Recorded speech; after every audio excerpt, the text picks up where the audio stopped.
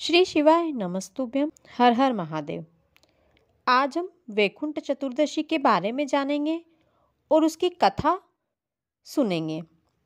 दिवाली की 14 दिन बाद कार्तिक मास की शुक्ल चतुर्दशी को वैकुंठ चतुर्दशी कहा जाता है।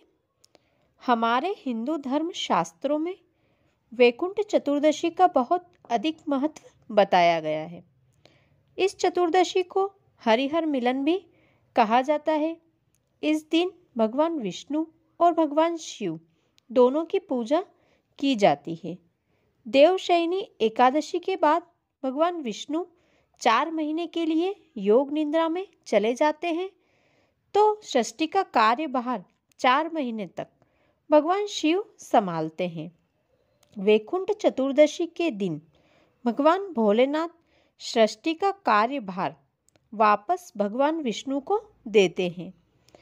इस दिन भगवान शिव और विष्णु की सच्चे मन से पूजा करने से वैकुंठ धाम की प्राप्ति होती है। साल में केवल एक ही बार वैकुंठ चतुर्दशी के दिन रात में 12 बजे से लेकर सुबह 4 बजे के बीच भगवान शिव को तुलसी का पत्ता और भगवान विष्णु को बेलपत्र चढ़ाया जाता है। कार्तिक के पूरे महीने में या तो सुबह ब्रह्म मुहूर्त में या शाम को प्रदोष काल में दीपदान किया जाता है। लेकिन वैकुंठ चतुर्दशी के दिन मध्य रात्रि यानी रात में 11:30 बजे से लेकर 12:30 बजे के बीच दीपदान किया जाता है। वैकुंठ चतुर्दशी के दिन रात में 14 दीपों का दान करना चाहिए। वैकुंठ चतुर्दशी की कथा हमें जरूर सुननी या पढ़नी चाहिए। तो चलिए वैकुंठ चतुर्दशी की कथा आपको सुनाती हूँ। एक बार शिव जी और पार्वती जी घूमने गए, तो वे घूमते घूमते विंध्याचल पर्वत पर पहुँच गए।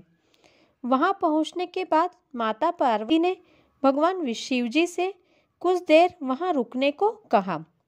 शिव जी मान गए और माता पार्वती वहाँ बैठ गई।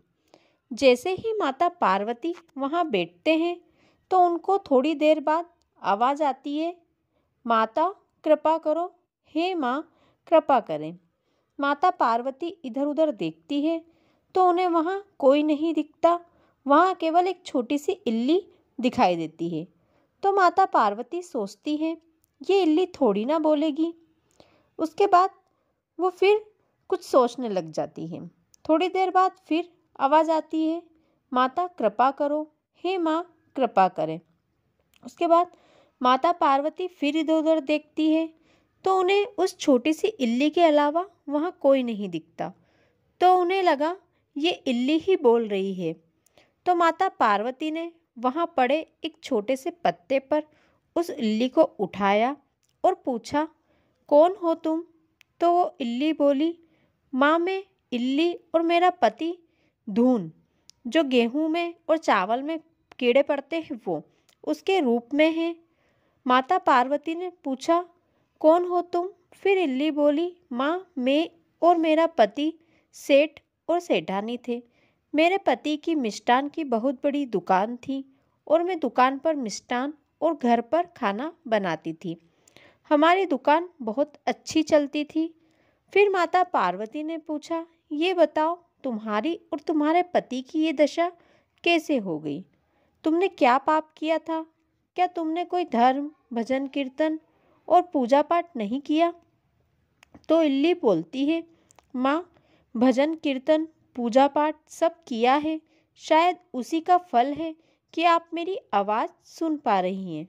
लेकिन हम दोनों से एक छोटी सी भूल हो गई जिसके कारण हमारी ये दशा हो गई। माता पार्वती ने पूछा, क्या भूल हो गई तुमसे जो तुम्हें ये योनि प्राप्त हुई? फिर इल्ली बोलती है, माँ जब मैं रसोई में कुछ भी, चाहे खाना, चाय या इसके अलावा कुछ भी बनाती थी तो जिस बर्तन में बनाती थी उसी बर्तन से चख लिया करती थी और मेरे पति अपनी दुकान की गद्दी पर ही बैठकर दुकान का मिष्ठान खाया करते थे। इसी कारण हम दोनों की ये दशा हो गई। इल्ली माता पार्वती से बोलती है, माँ, हमें इन योनियों से मुक्ति का कोई मार्ग बताएं। तो माता पार्वती ने उस इल्ली को बताया कि कार्तिक महीने के शुक्ल पक्ष में पड़ने वाली चतुर्दशी के दिन नदी में स्नान करो। इसे वैकुंठ चतुर्दशी कहा जाता है। तुम्हें इन योनियों से मुक्ति मिल जाएगी। ये बात सुनकर इल्ली अपने पति धून के पास गई, जो चावल के ढेर में चावल खा रहा था। चतुर्दशी के दिन इल्ली अपने पति के पास आई और बोली, हे स्वामी, हे मेरे प्राणनाथ, माता पार्वती ने बताया कि वैकुंठ चतुर्दशी के दिन यदि किसी नदी, तालाब या घाट पर स्नान करेंगे तो हमें इन योनियों से मुक्ति मिल जाएगी। लेकिन उसका पति चावल खाने में इतना मग्न था कि उसने अपनी पत्नी की बात नहीं सुनी। इल्ली के बार बार कहने पर भी जब पति ने नहीं सुना तो इल्ली अकेले ही वैकुंठ चतुर्दशी के दिन स्नान करने चली गई। इल्ली ने वैकुंठ चतुर्दशी के दिन नदी में स्नान किया और उसे इल्ली की योनि से मुक्ति मिल गई और एक राजा के यहाँ राजकुमारी का जन्म पाया। उसके पति ने स्नान नहीं किया, इसलिए पति धून की योनि में मरने के बाद गधे की योनि में चला गया। इल्ली जिस राज्य की राजकुमारी थी, वो गधा भी उस राज्य में घूमता रहता था। तो राजा ने उस गधे को काम करने के लिए अपने महल में रख लिया। राजकुमारी की एक अच्छे राज्य में राजकुमार से शादी हो गई। राजकुमारी की शादी होने के बाद उसे सब याद आया और उसने गधे को पहचान लिया। जब राजकुमारी की विदाई का समय आया तो राजकुमारी ने अपने पिता से गधे को अपने ससुराल ले जाने की जिद की। राजा ने बहुत समझाया कि तुम घोड़े ले जाओ, हाथी ले जाओ और भी कुछ जो चाहिए वो ले जाओ, लेकिन गधे को ना ले जाओ। लेकिन राजकुमारी नहीं मानी और गधे को अपने साथ लेकर अपने ससुराल गई। एक दिन राजकुमार बगीचे में घूम रहा था और वहीं पर राजकुमारी गधे से बात कर रही थी कि तुमने उस दिन मेरी बात नहीं मानी और तुमने वैकुंठ चतुर्दशी के दिन नदी में स्नान नहीं किया और फिर तुम्हें गधे की योनि में जन्म मिला। राजकुमार राजकुमारी की आवाज़ सुन लेता है और फिर राजकुमारी से पूछता है, तुम इस गधे से बात कर रही हो? क्या ये गधा तुम्हारी बात सुन और समझ सकता है? उसके बाद राजकुमारी ने अपने पति को सारी घटना विस्तार से बताई। उसके बाद राजकुमार ने कहा, ये वैकुंठ चतुर्दशी का स्नान तो बहुत फलदायी है, हम भी इसका स्नान करेंगे और हमारा पूरा राज्य का हर एक नागरिक इसका लाभ अवश्य उठाएगा। उसके बाद राजकुमार ने अपने नगर में ऐलान करवा दिया कि सभी नगरवासियों को वैकुंठ चतुर्दशी के दिन नदी, तालाब, घाट पर स्नान करना अनिवार्य है। लेकिन गधा तो फिर भी स्नान करने नहीं गया। तो राजकुमार ने एक तरकीब निकाली। सभी स्नान करने वालों को राजा ने कहा, सभी स्नान करके अपने कपड़े गीले लेकर उस गधे के पास जाए और अपने कपड़ों का पानी उस गधे पर छिड़क दे।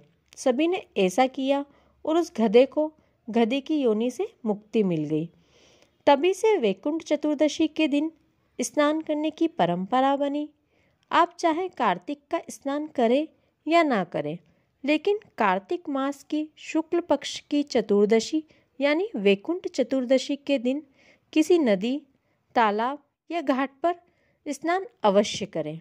जो भी व्यक्ति वैकुंठ चतुर्दशी के दिन नदी या घाट पर या तालाब में स्नान करता है तो उसे वैकुंठ धाम की प्राप्ति होती है। वीडियो को आखिरी तक देखने के लिए धन्यवाद। यदि आपको वीडियो अच्छा लगा हो तो वीडियो को लाइक और शेयर करें। साथ ही कमेंट में हर हर महादेव लिखें।